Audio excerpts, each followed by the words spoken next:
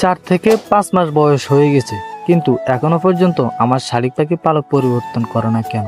আমার শালিক পাখির লেজের আগার পালকগুলো পড়ে যায় কেন? কি করলে সেই পালকগুলো আর পড়বে না? আমার শালিক পাখির মাথার উপরের পালকগুলো পড়ে গেছে, কিন্তু পরবর্তী আর সেই পালকগুলো গজায় না। এরকম কমেন্ট আমাকে অনেকেই করেছেন। যারা কমেন্ট করেছেন তাদেরকে যতটুকু পেরেছি রিপ্লাই দিয়েছি।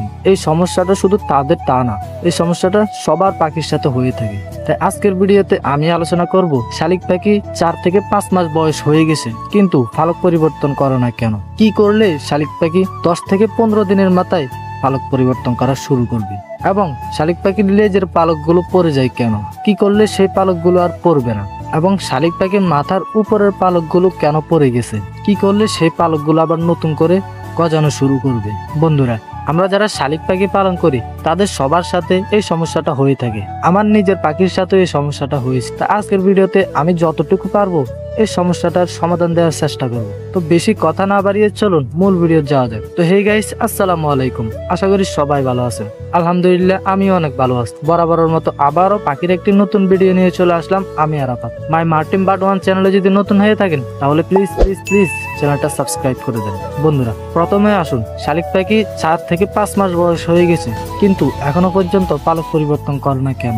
সাধারণত 2.5 মাস থেকে 3.5 মাস বয়সের ভিতরে শালিক পাখি পালক পরিবর্তন করে থাকে। শালিক পাখির পালক পরিবর্তন নিয়ে আমি অনেক ভিডিও আপলোড করেছি, যারা দেখেছেন তারা অবশ্যই জানেন। তো শালিক পাখি পালক পরিবর্তন কত দ্রুত করবে তা পুরোপুরি নির্ভর করে আপনার উপরে। আপনি যত বেশি যত ঘন ঘন আপনার পাখিকে গোসল করাবেন, যত্ন নেবেন, তত দ্রুত আপনার পাখি পালক পরিবর্তন করে নিবে। যেমন ধরুন, আপনি যদি প্রতিদিন 2 বার থেকে 3 বার করে গোসল করান তাহলে আপনার পাখি 2 থেকে 3 মাসের ভিতরে বা 2 মাসের ভিতরে পালক পরিবর্তন করে ফেলবে। আর যদি দিনে 1 বার করে গোসল করান তাহলে আপনার পাখি সময় মতো অর্থাৎ 2.5 মাস থেকে 3.5 মাস বা 4 মাসের ভিতরে পালক পরিবর্তন করে ফেলবে। আর আপনার পাখিকে আপনি যদি প্রতিদিন গোসল করানোর পরেও পালক পরিবর্তন না করে বা আপনার পাখির 4 থেকে 5 মাস বয়স হয়ে গেছে কিন্তু এখনো পর্যন্ত পালক পরিবর্তন করে না, তার জন্য একটা সমাধান রয়েছে। সো এটা অনেকেরই পাখির সাথে হয়ে থাকে যে পাখির বয়স হয়ে গেছে কিন্তু এখনো পর্যন্ত পালক পরিবর্তন করে না। সো আপনার পাখির যদি এই সমস্যাটা হয়ে থাকে তাহলে আপনি যে কোনো একটি পশু হসপিটালে চলে যাবেন। যাওয়ার পর ডাক্তারকে বলবেন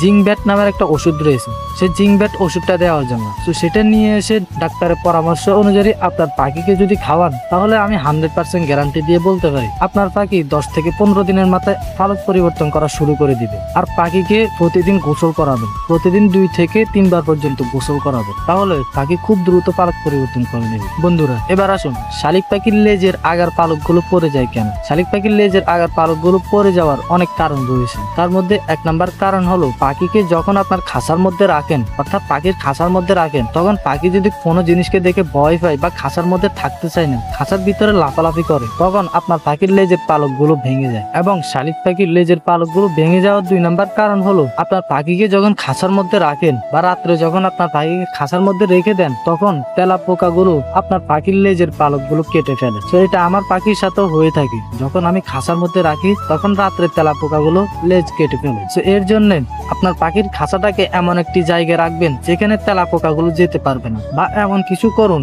যেন তেলাপোকাগুলো আপনার পাখির আশেপাশে না আসতে পারে। এবং আপনার পাখির খাঁচাটাকে এমন একটি জায়গায় রাখবেন যেখানে পাখি কোনো জিনিসকে দেখে ভয় পাবেন, বা খাঁচার ভিতরে পাখি যেন কোনোভাবে ভয় না পায়। যদি খাঁচার মধ্যে লাফালাফি করে তখন আপনার পাখির পালকগুলো ভেঙে যাবে। বন্ধুরা, এবার আসুন, শালিক পাখির মাথার উপরের পালকগুলো ঝরে যায় কেন এবং কি করলে সেই পালকগুলো আবার নতুন করে গজাবে? তো এ নিয়ে আমি আরো একটি ভিডিওর মধ্যে বলেছি। তো এটা হওয়ার 1 নাম্বার কারণ হলো আপনার পাখির খাঁচা, অর্থাৎ আপনার পাখির খাঁচাটা ফাঁকা রয়েছে যেখান দিয়ে পাখি বারবার মাথা বের করে দেয়। তো বারবার মাথা বের করার কারণে পাখির মাথার উপরের পালকগুলো ঝরে যায়, কারণ শালিক পাখির মাথার উপরের পালকগুলো একবারে নরম হয়ে থাকে। তাই বারবার ওই জায়গা দিয়ে বের করে দেওয়ার কারণে আপনার শালিক পাখির মাথার উপরের পালকগুলো ঝরে যায়। তো এর জন্য আপনার পাখির খাঁচাটা পরিবর্তন করবেন। এমন একটি খাঁচা নেবেন যেন শালিক পাখি মাথা বের করতে না পারে, অর্থাৎ খাঁচার ফাঁকা দিয়ে যেন মাথা বের করতে না পারে। তো এরকম খাঁচা নিলে আপনার পাখির মাথাও বের হবে না এবং সেই মাথার পালকগুলো আর ঝরবে না। অনেক সময় দেখা যায় সেই মাথার পালকগুলো পড়ে যাওয়ার পর ওই জায়গার মধ্যে আর নতুন পালক গজায় না। তো আপনার পাখির সাথেও যদি এটা হয়ে থাকে তাহলে আপনার পাখিকে